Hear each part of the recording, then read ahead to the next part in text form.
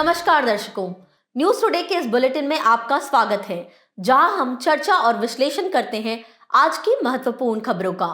आज की मुख्य सुर्खियां इस प्रकार हैं। आईआईटी बॉम्बे के नेतृत्व वाला भारत जीपीटी ग्रुप हनुमान नामक चैट जीपीटी जैसी सेवा लॉन्च करेगा। गोला बारूद और मिसाइलों के विनिर्माण के लिए निजी क्षेत्र के पहले प्रतिष्ठान कानपुर में खोले गए। सुप्रीम कोर्ट ने केंद्र सरकार को महिलाओं को भारतीय तटरक्षक बल में स्थायी कमीशन देने का निर्देश दिया। विश्व व्यापार संगठन यानी WTO का 13वां मंत्री स्तरीय सम्मेलन अबू धाबी में शुरू हुआ।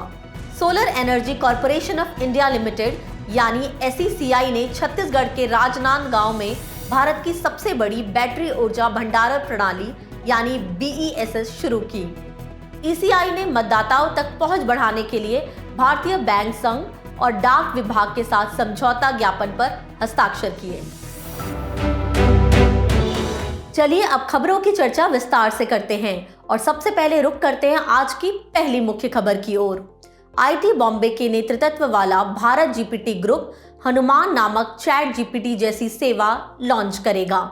आपकी जानकारी के लिए बता दें कि हनुमान लार्ज लैंग्वेज मॉडल्स यानी LLMs की एक श्रृंखला है। यह हिंदी, तमिल और मराठी जैसी अलग अलग भारतीय भाषाओं में प्रतिक्रिया दे सकती है। इसके अग्रलिखित 4 क्षेत्रों में उपयोगी होने की उम्मीद है: स्वास्थ्य देखभाल, गवर्नेंस, वित्तीय सेवा और शिक्षा। LLMs डीप लर्निंग एल्गोरिदम हैं। ये बहुत बड़े डेटा सेट का उपयोग करके कंटेंट की पहचान, संक्षेपण व अनुवाद कर सकते हैं और अनुमान लगा सकते हैं तथा फिर कंटेंट उत्पन्न कर सकते हैं।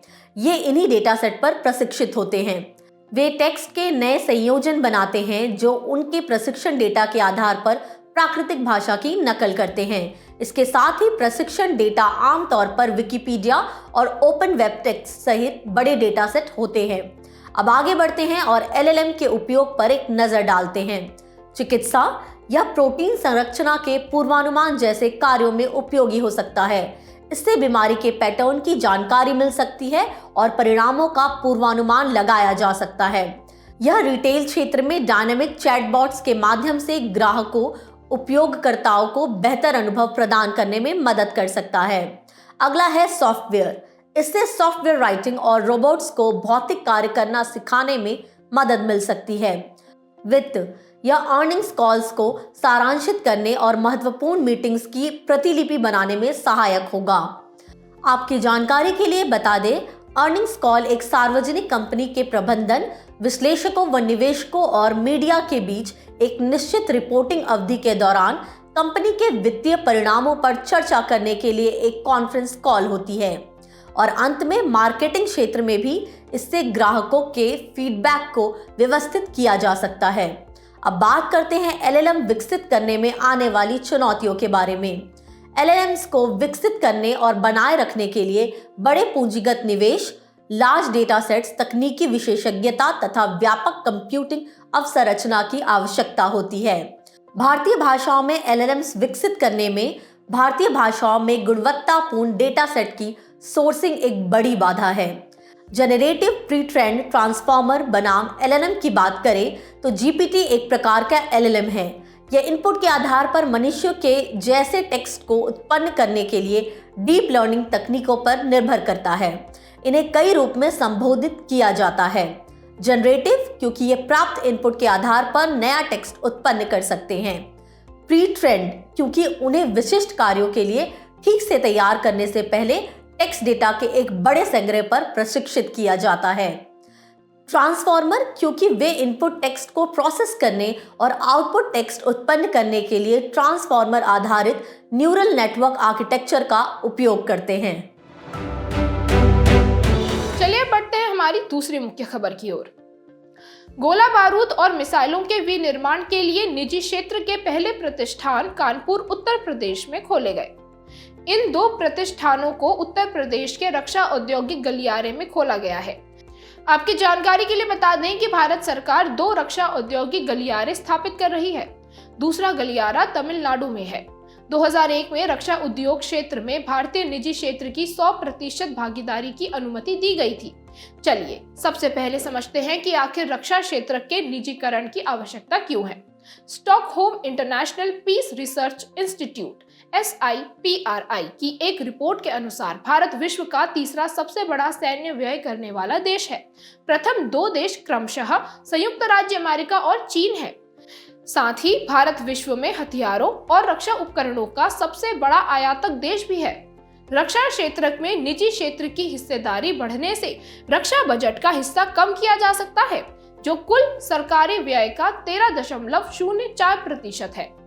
भारतीय सेना की जरूरत से अधिक के रक्षा हथियारों एवं उपकरणों के अधिशेष उत्पादन का निर्यात किया जा सकता है। इससे साल 2024-25 तक 35,000 करोड़ रुपए के रक्षा निर्यात लक्ष्य को प्राप्त करने में मदद मिलेगी। रक्षा क्षेत्र में निजी क्षेत्र के प्रवेश से जुड़ी चिंताएं क्या हैं? चलिए इस पर भी एक नजर डालते हैं। निजी कंपनियों के हाथों में रक्षा से जुड़े संवेदनशील डेटा पहुंच सकते हैं। इससे देश की सुरक्षा प्रभावित हो सकती है। निजी कंपनियों द्वारा उत्पादित रक्षा उपकरण ऐसे देशों या एजेंसियों को बेचे जा सकते हैं जो भारत के राष्ट्रीय हितों के प्रतिकूल हो। स्वदेशी रक्षा उत्पादन को बढ़ावा देने के लिए सरकार की पहलें कौन सी हैं? चलिए इस पर विस्तार से चर्चा करते हैं। रक्षा अधिग्रहण प्रक्रिया साल 2020 के तहत घरेलू कंपनियों से पूंजीगत वस्तुओं की खरीद को प्राथमिकता दी जा रही है। प्रत्यक्ष विदेशी निवेश यानी FDI नीति का उदारीकरण किया गया है। साथ ही रक्षा उत्पादन में स्वचालित मार्ग के तहत 74% FDI की अनुमति दी गई है। रक्षा उत्कृष्टता के लिए नवाचार IDEX योजना का शुभारंभ किया गया है। रक्षा उत्पादन के स्वदेशीकरण में MSMEs सहित भारतीय उद्योग को सुविधा प्रदान करने के लिए सृजन पोर्टल भी लॉन्च किया गया है। इस खबर से जुड़ी अन्य सुर्खियां कौन सी हैं? इस पर भी एक नजर डालते हैं। System for advance manufacturing assessment and rating SAMAR summer प्रमाणन। रक्षा अनुसंधान और विकास संगठन DRDO ने 9 उद्योग भागीदारों को समर मूल्यांकन प्रमाण पत्र वितरित किए। खबर के आखिर में SAMAR समर के बारे में भी जानकारी प्राप्त कर लेते हैं। ये रक्षा विनिर्माण उद्योग की क्षमता को मापने के लिए एक बेंचमार्क है। यह भारतीय गुणवत्ता परिषद QCI द्वारा विकसित परिपक्वता मूल्यांकन मॉडल पर आधारित है। ये सभी रक्षा विनिर्माण उद्योगों के लिए है। इसकी वैधता 2 वर्ष की होती है और ये DRDO और QCI के बीच सहयोग का परिणाम है।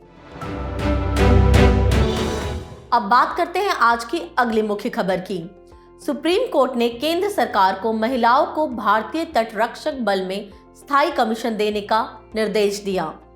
आपको बता दें कि स्थायी कमीशन से आशय सेवानिवृत्त होने तक रक्षा बलों में सेवा प्रदान करने से है। अब बात करते हैं रक्षा बलों में महिला कार्मिकों के महत्व के बारे में। पहला है लैंगिक समानता और समावेशन। इससे सैन्य बलों में समानता के मूल्यों को बनाए रखा जा सकता है। साथ ही इससे संविधान के अनुच्छेद 14, 15 व 16 के अनुरूप नियोजन में समान तथा बिना भेदभाव के अवसर सृजित होते हैं। अगला है प्रतिभाओं का समावेश और भर्ती। साइबर युद्ध और डिजिटल क्षमताओं से लैस हथियारों के युग में महिलाएं हथियारों को दक्षता पूर्वक संभाल सकती है। इसके साथ ही रोल मॉडल और मेंटरशिप स्थायी कमीशन वाली महिला कार्मिक युवा लड़कियों को पारंपरिक रूप से पुरुष प्रधान रहे क्षेत्रों में करियर बनाने के लिए प्रेरित कर सकती हैं। और अंत में मानवीय और शांति स्थापना मिशन में महिलाएं शांति मिशनों के दौरान स्थानीय आबादी की पीड़ाओं को आसानी से समझकर शांति पुनर्बहाली में मदद कर सकती है। महिलाएं विशेष रूप से उन समाजों में ज्यादा कारगर सिद्ध हो सकती हैं जहां सांस्कृतिक मानदंड महिलाओं को पुरुष सैनिकों के साथ बातचीत करने से रोकते हैं। महिलाओं को स्थायी कमीशन देने में काफी चुनौतियां भी हैं, जैसे लैंगिक रूप से रूढ़िवादिता और पूर्वाग्रह का मौजूद होना, सेना में भर्ती के लिए न्यूनतम शारीरिक मापदंड जरूरी होना और महिलाओं के साथ भेदभाव व उत्पीड़न आदि। अब चलिए रक्षा बलों में महिलाओं की भूमिका पर एक नजर डालते हैं। 1888 में भारतीय सेना में महिलाओं को भारतीय सैन्य नर्सिंग सेवा में प्रवेश की अनुमति दी गई थी। सेना अधिनियम 1950 सेना में महिलाओं की भर्ती पर रोक लगाता है। 1992 में थल सेना, वायुसेना और नौसेना ने महिलाओं को चिकित्सा सेवाओं से अलग शॉर्ट सर्विस कमीशन अधिकारियों के रूप में शामिल करना शुरू किया था। 2020 में रक्षा मंत्रालय सचिव बनाम बबीता पुनिया और अन्य मामले में सुप्रीम कोर्ट ने महिलाओं को स्थायी कमीशन देने का ऐतिहासिक निर्णय दिया था। भारतीय तटरक्षक बल की बात करें तो भारतीय तटरक्षक बल का मुख्यालय नई दिल्ली में स्थित है। इसकी स्थापना 1977 में की गई थी और यह रक्षा मंत्रालय के तहत तटरक्षक अधिनियम 1978 के अनुसार कार्य करता है। इसके प्रमुख कार्य है कृत्रिम द्वीपों और अपतटीय टर्मिनलों की सुरक्षा व संरक्षण करना, संकट में फंसे मछुआरों को सहायता प्रदान करना, समुद्री पर्यावरण का संरक्षण और सुरक्षा करना, तस्करी रोधी नियमों में सीमा शुल्क विभाग की सहायता करना और अनन्य आर्थिक क्षेत्र की सुरक्षा करना। चलिए बढ़ते हैं आज की चौथी मुख्य खबर की ओर। विश्व व्यापार संगठन WTO का 13वां मंत्री स्तरीय सम्मेलन MC13 अबू धाबी में शुरू हुआ। मंत्री स्तरीय सम्मेलन WTO का निर्णय लेने वाला सर्वोच्च निकाय है। इसकी बैठक आमतौर पर प्रत्येक 2 साल में होती है। ये WTO के सभी सदस्यों यानी देशों या सीमा शुल्क संघों को एक साथ लाता है। इसे किसी भी बहुपक्षीय व्यापार समझौते के तहत किसी भी मामले पर निर्णय लेने का अधिकार है। MC13 के मुख्य परिणामों पर एक नजर डालें तो इस सम्मेलन में कोमोरोस और तिमोर लेस्ते ने WTO की सदस्यता ग्रहण की। भारत ने गैर व्यापार विषयों जैसे जेंडर, MSMEs आदि को WTO नियमों के साथ मिलाने का विरोध किया। भारत ने व्यापार विखंडन के संभावित खतरे के बढ़ने की आशंका में यह विरोध प्रकट किया है। इसके अतिरिक्त ऐसे गैर व्यापार विषय पहले से ही अन्य प्रासंगिक अंतर्राष्ट्रीय संगठनों में चर्चा का विषय बने हुए हैं। भारत ने पर्यावरण संरक्षण की आड़ में उचित ठहराए जाने वाले व्यापार संरक्षणवादी एक तरफा उपायों के बढ़ते उपयोग के बारे में भी गंभीर चिंता व्यक्त की। चलिए अब WTO से जुड़ी भारत की अन्य चिंताएं क्या हैं, इस पर विस्तार से चर्चा करते हैं। पहला मुद्दा है प्लूरिलेटरल अग्रीमेंट्स। भारत ने विश्व व्यापार संगठन में चीन के नेतृत्व वाले विकास समझौते के लिए निवेश सुविधा प्रस्ताव का विरोध किया है। भारत के अनुसार एक विषय के रूप में निवेश WTO के कार्यक्षेत्र से बाहर है। भारत मूल रूप से WTO जैसे बहुपक्षीय मंचों पर प्लूरिलेटरल समझौतों के खिलाफ है। इस ओर दूसरा मुद्दा है सार्वजनिक स्टॉक होल्डिंग कार्यक्रम। भारत PSH कार्यक्रम के लिए स्थायी समाधान चाहता है। वर्तमान में विकासशील देशों की खाद्य सब्सिडी बाली पीस क्लॉज द्वारा संरक्षित है। तीसरा मुद्दा है ई-कॉमर्स पर सीमा शुल्क का अधिस्थगन। वर्ष 1998 में WTO ने ई-कॉमर्स से संबद्ध सभी व्यापार संबंधी मुद्दों की व्यापक जांच करने के लिए ई-कॉमर्स पर एक वर्क प्रोग्राम की स्थापना की थी। ये वर्क प्रोग्राम ई-कॉमर्स पर अधिस्थगन लगाने पर सहमत हुआ था। इसका अर्थ ये था कि सदस्य देश इलेक्ट्रॉनिक प्रसारण पर सीमा शुल्क नहीं लगाएंगे। इलेक्ट्रॉनिक ट्रांसमिशन डिजिटल स्वरूप वाले उत्पादों की ऑनलाइन डिलीवरी है। इनमें म्यूजिक, प्रिंटेड सामग्री या ई-पुस्तकें, फिल्में, सॉफ्टवेयर और वीडियो गेम शामिल है। भारत ने इस स्थगन के विस्तार का विरोध किया है। ऐसा इसलिए क्योंकि इससे विकासशील देशों के हितों के नुकसान पर विकसित देशों को लाभ होगा। चलिए अब बात करते हैं अगली मुख्य खबर की। Solar energy corporation of India limited यानी SECI ने छत्तीसगढ़ के रांजनगांव में भारत की सबसे बड़ी बैटरी ऊर्जा भंडारण प्रणाली यानी BESS शुरू की। यह 40 मेगावाट या 120 मेगावाट बैटरी एनर्जी वाली BESS है। यह प्रणाली सूर्य के प्रकाश से सौर ऊर्जा का भंडारण करेगी और शाम में ऊर्जा की पीक डिमांड अवधि के दौरान इसका उपयोग करेगी।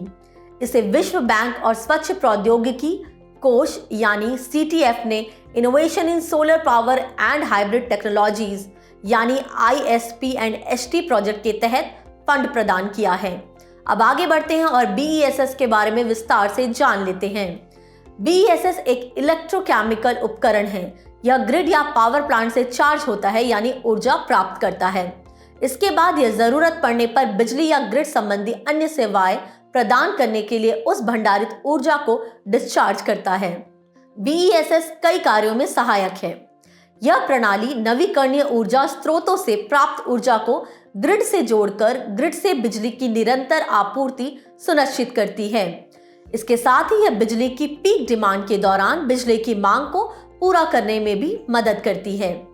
राज्य विद्युत वितरण कंपनियों के लिए कुछ निश्चित प्रतिशत में नवीकरणीय ऊर्जा स्रोत वाली बिजली खरीदना अनिवार्य किया गया है। BESS इस दायित्व को पूरा करने में सहायक होगी। इसके अलावा यह कार्बन उत्सर्जन में कमी लाने में भी मदद करेगी। BESS को बढ़ावा देने से संबंधित पहलों की बात करें तो BESS को एनर्जी एक्सचेंज के high price day ahead market यानी HPDAM सेगमेंट में भाग लेने की अनुमति दी गई है।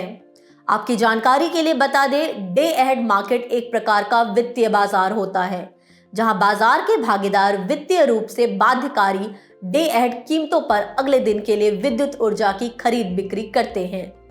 इसके साथ ही 2030-31 तक 4000 मेगावाट की BESS परियोजनाओं के विकास के लिए वायबिलिटी गैप फंडिंग यानी VGF योजना शुरू की गई है। जुलाई 2025 तक शुरू की जाने वाली BESS परियोजनाओं पर अंतर्राज्यीय ट्रांसमिशन शुल्क में छूट दी गई है। इसके अलावा गीगा स्केल स्तर पर बैटरी भंडारण के लिए एडवांस केमिस्ट्री सेल यानी ACC पर राष्ट्रीय कार्यक्रम शुरू किया गया है। BESS के लिए बोली प्रक्रिया संबंधी दिशा निर्देश जारी किए गए हैं। स्वच्छ प्रौद्योगिकी कोष के बारे में बात करें तो इसे 2008 में प्रस्तावित किया गया था। इसका उद्देश्य अधिक क्षमता वाली निम्न कार्बन उत्सर्जन प्रौद्योगिकियों के प्रदर्शन, उपयोग और हस्तांतरण के लिए बड़े स्तर पर वित्त पोषण को बढ़ावा देना है। ये निम्न कार्बन उत्सर्जन प्रौद्योगिकियां लंबे समय तक ग्रीन हाउस गैसों के उत्सर्जन में कमी करने वाली होनी चाहिए। स्वच्छ प्रौद्योगिकी कोष विकासशील देशों में परियोजनाओं को फंड प्रदान करता है।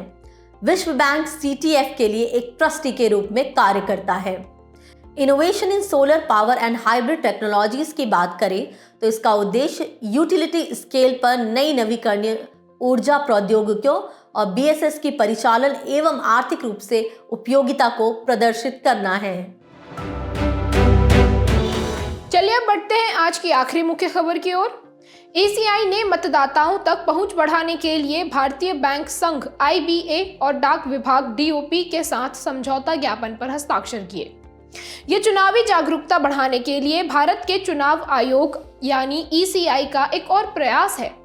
हाल ही में ECI ने शैक्षिक पाठ्यक्रम में निर्वाचन साक्षरता यानी इलेक्टोरल लिटरेसी को शामिल करने के लिए शिक्षा मंत्रालय के साथ भी एक समझौता ज्ञापन पर हस्ताक्षर किए हैं। सुव्यवस्थित मतदाता शिक्षा एवं निर्वाचन सहभागिता ये भारत में मतदाता शिक्षा, मतदाता जागरूकता और मतदाता साक्षरता को बढ़ावा देने के लिए ECI का प्रमुख कार्यक्रम है। भारत में मतदाता शिक्षा की आवश्यकता क्यों है? सबसे पहले इसे समझने का प्रयास करते हैं। पहला कारण है मतदाता के अधिकार। People's Union for Civil Liberties बनाम भारत संघ साल 2003 मामले में सुप्रीम कोर्ट ने निर्णय दिया था कि अनुच्छेद 19(1)(a) के तहत मतदाताओं को चुनाव लड़ने वाले उम्मीदवारों के बारे में सूचना प्राप्त करने का अधिकार है। दूसरा कारण है मतदान प्रतिशत कम दर्ज होना। कुल 91 करोड़ पंजीकृत मतदाताओं में से लगभग 30 करोड़ मतदाताओं ने लोकसभा 2019 के आम चुनाव में अपना वोट नहीं डाला था। तीसरा कारण है समावेशी लोकतंत्र। ये चुनावों में महिलाओं, युवाओं, दिव्यांगों, हाशिए पर रहने वाले वर्गों आदि की भागीदारी बढ़ाने के लिए महत्वपूर्ण है। और चौथा कारण है सूचित और नैतिक मतदान। गलत सूचना, फेक न्यूज आदि के प्रसार के कारण ये आवश्यक हो गया है। अब बात करते हैं मतदाता शिक्षा को बढ़ावा देने के लिए ECI द्वारा किए जा सकने वाले आवश्यक उपायों के बारे में। केवल मतदान प्रतिशत को बढ़ाने की बजाय मतदाता की पसंद की गुणवत्ता को बेहतर करना भी जरूरी है। इसके लिए मतदाताओं में मुद्दों की आलोचनात्मक समझ बढ़ाना आवश्यक है। साथ ही सिविल सोसाइटी संगठनों यानी CSO के साथ सहयोग को प्रोत्साहित करना चाहिए। उदाहरण के लिए समझे तो CSOs मतदाताओं की फैक्ट चेक करने की आदत विकसित करने में मदद कर सकते हैं। चलिए अब बढ़ते हैं सुर्खियों में रहे स्थल की तरफ। हमारा आज का स्थल है हंगरी। इस देश की राजधानी है बुडापेस्ट। हंगरी की संसद ने स्वीडन के नाटो में शामिल होने के प्रस्ताव को मंजूरी दे दी है। चलिए इस देश की भौगोलिक अवस्थिति पर एक नजर डालते हैं। यह मध्य यूरोप का स्थल रुद्ध देश है। ये Slovakia, Ukraine, Romania, Serbia, Croatia, Slovenia और ऑस्ट्रिया के साथ अपनी सीमाएं साझा करता है। आखिर में इस देश की भौगोलिक विशेषताओं पर भी एक नजर डालते हैं। इसकी स्थलाकृति में उत्तर पश्चिम में लिटिल अल्फोल्ट यानी लिटिल हंगेरियन प्लेन और दक्षिण पश्चिम से उत्तर पूर्व तक ग्रेट अल्फोल्ट सहित बड़े तराई क्षेत्रों का विस्तार है। इस देश की प्रमुख नदियां हैं डेन्यूब, इस्जा आदि। सबसे ऊंची चोटी है माउंट केकिस। इसकी प्रमुख झीलें हैं बालाटन झील, न्यू सिडलर झील आदि, और यहाँ की जलवायु मध्यम शुष्क महाद्वीपीय है। बुलेटिन के आखिरी में अब रुक करते हैं आज की संक्षिप्त सुर्खियों की तरफ। हाल ही में आयकर विभाग ने एक राष्ट्रीय स्तर के राजनीतिक दल से आयकर रिटर्न दाखिल करने में विसंगति और देरी के लिए 210 करोड़ रुपए के जुर्माने की मांग की है। केंद्र सरकार ने आईटी नियम 2009 में संशोधन किया है। सरकार ने यह संशोधन सूचना प्रौद्योगिकी अधिनियम 2000 के तहत प्रदत्त शक्ति का उपयोग करके किया है। सरकार ने आईटी नियम 2009 के नियम 23 में संशोधन किया है। होमोसेप एटम सेप्टिक टैंक या मैनहोल की सफाई में सक्षम भारत का पहला रोबोट है। इस रोबोट को स्टार्टअप सोलिनास ने विकसित किया है। यह रोबोट देश के 16 शहरों में सेवाएं दे रहा है। सोलिनास को आईआईटी मद्रास के विज्ञान और प्रौद्योगिकी विभाग टेक्नोलॉजी बिजनेस इंक्यूबेटर यानी टीबीआई में स्थापित किया गया है। गर्भिणी GA2 को translational health science and technology institute यानी THSTI और आईआईटी मद्रास के शोधकर्ताओं ने विकसित किया है। यह दूसरी और तीसरी तिमाही में गर्भवती महिला में भ्रूण की सटीक रूप से आयु निर्धारित करने के लिए भारत विशिष्ट मॉडल है। केरल ने ऑपरेशन अमृत यानी anti microbial resistance intervention for total health शुरू किया है। यह H1 नियम को लागू करने वाला एक कार्यक्रम है। इसमें किसी भी वर्ग की एंटीबायोटिक दवाओं को प्राप्त करने के लिए डॉक्टर के प्रिस्क्रिप्शन को अनिवार्य किया गया है। मॉरिशस सरकार ने भारत के साथ दोहरे कराधान बचाव समझौते यानी DTAA में संशोधन करने का निर्णय लिया है। मॉरिशस के इस कदम का उद्देश्य आर्थिक सहयोग और विकास संगठन यानी OECD के base erosion and profit shifting यानी BEPS न्यूनतम मानकों का अनुपालन सुनिश्चित करना है। आपकी जानकारी के लिए बता दें कि DTAA दोहरे कराधान की समस्या के समाधान के लिए दो देशों के बीच हस्ताक्षरित एक कर संधि है।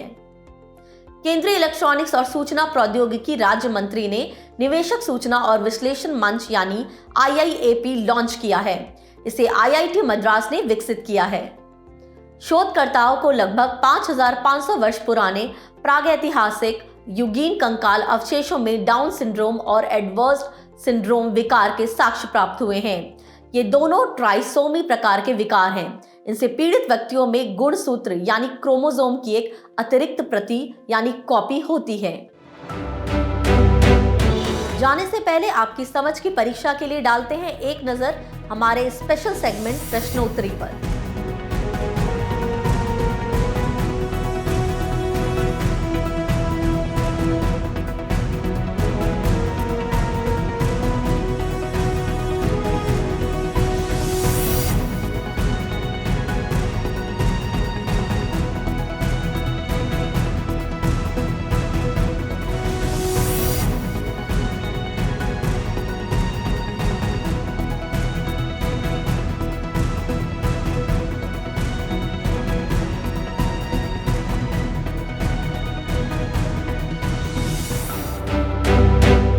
हमसे जुड़ने के लिए आपका धन्यवाद। उम्मीद है न्यूज टुडे का यह बुलेटिन आपको पसंद आया होगा। न्यूज टुडे की PDF को डाउनलोड करने के लिए और आज की क्विज के उत्तर के लिए डिस्क्रिप्शन में दिए गए लिंक पर क्लिक कीजिए।